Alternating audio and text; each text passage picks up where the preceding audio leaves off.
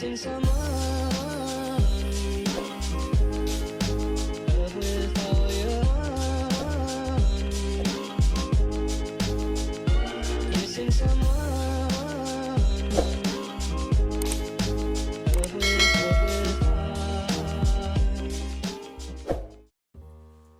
Hi guys, welcome back to my channel. So this week I'm going to be doing a balayage, kind of like a retouch, but we are also going to be lightening everything as a whole.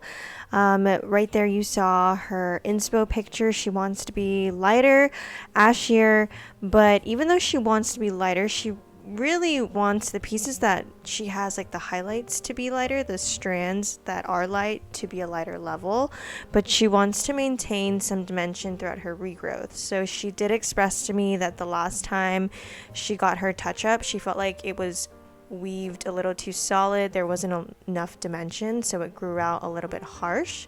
So we're going to blend it out and make sure that she has a softer grow out. But at the same time, even though we are breaking up her roots and ensuring to soften the grow out, we are going to be going back in and re-lightening the areas that she already has highlights on those mids and ends.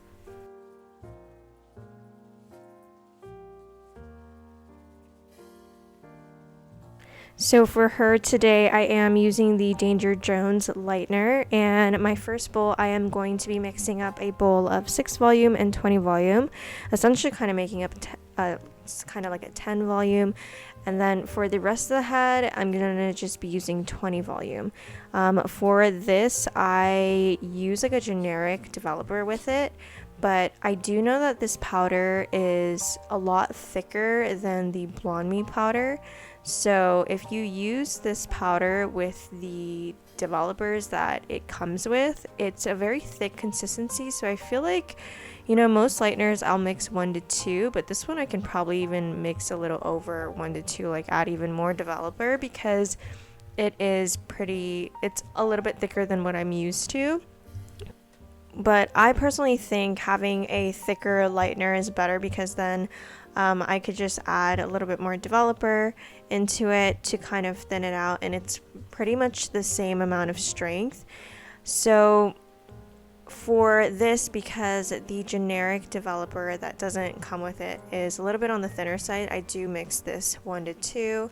And the reason why I use generic over the normal is I find that the lift isn't really that different.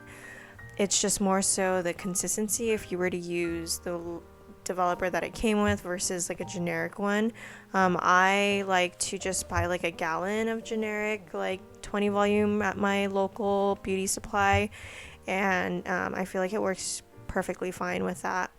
But if you do end up using it with the developers that it does come with, it is on the thicker side, and you might have to thin it out more than if you're used to like using Blonde Me.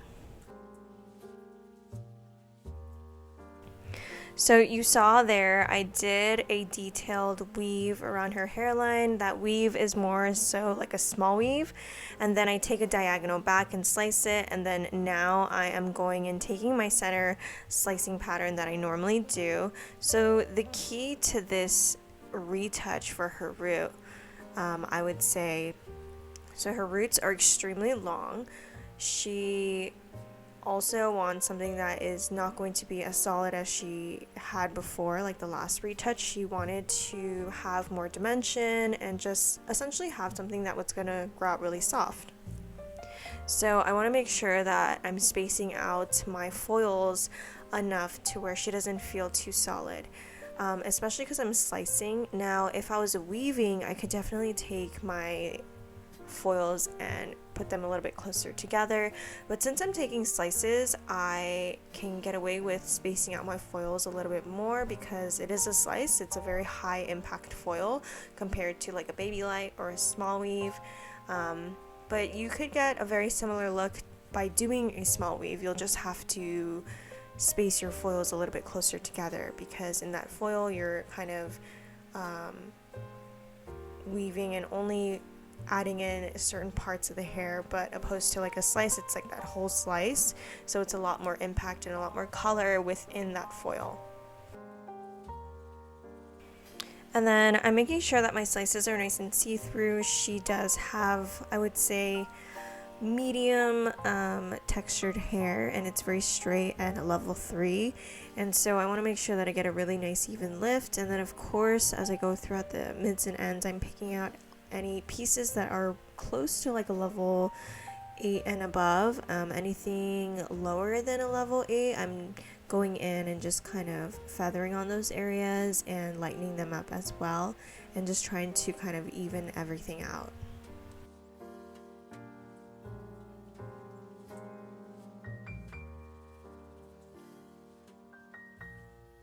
So based off of the goal photo that she showed me, it was a very like ashy blonde tone, and for an ashy blonde tone, we're gonna try to get her as light as possible. That's our goal. I want to get her to at least like a level 9 and 10, because that's the only way you're gonna really see those pretty ash tones that she wants from her goal photo. So even though we are doing foils right now, I'm going to later go in and try to hit the areas that are already highlighted, and then afterwards there's an extra step when I pull out the foils, because you're probably wondering, I'm going to be lifting the root of her foils to like a level 9 and 10, but I'm still picking out some old highlights that are not quite a level 9 and 10, but I can't really paint over them right now as I'm doing these foils, because it would over process. It's like higher risk of over processing, so I find that it's a lot safer to hit the highlights that I'm picking out later once the root is all done processing.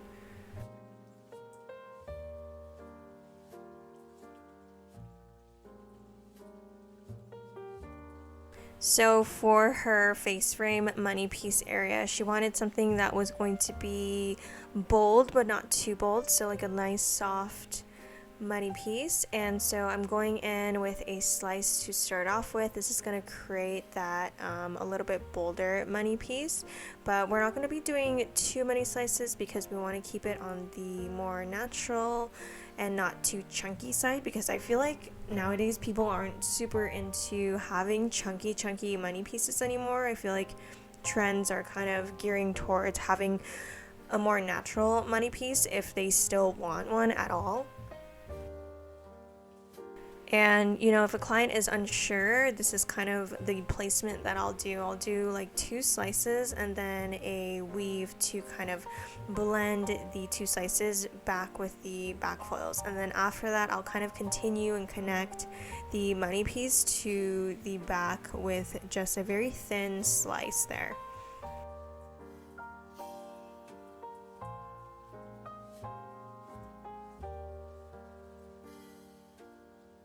So I've been using the Danger Jones lightener for a few months now, and I actually really love it. I feel like I'm going to completely switch over to using the Danger Jones lightener only because I feel like it lifts really well, and I don't know, I like the fact that it's like thicker. It makes it feel like I can go a little bit more with each application because the powder does have a thicker consistency. Like for example, to have more lightener, I don't have to necessarily add more powder, but like I could add more developer because it is so thick, and it kind of just makes it a little bit more as far as the amount and application, because the powder is on the thicker side, if that makes sense. And I feel like with lift, I'm very particular with the lightener that I use, especially on my clients who are naturally so dark. I am very picky with the power and lifts, and I feel like it's very competitive and comparable to what I was using previously, so I really do love this lightener a lot.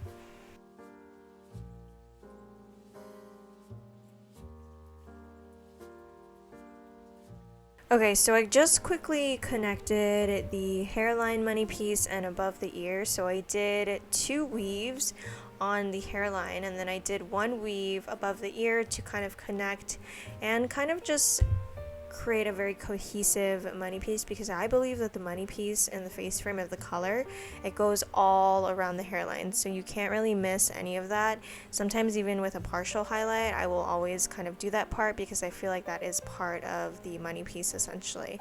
And now I'm just going in and doing slices to kind of connect up the side, and my slices here are about like, I would say, in ½ inch apart, and just really making sure that I'm picking up any dark that's going throughout those mids and ends as well.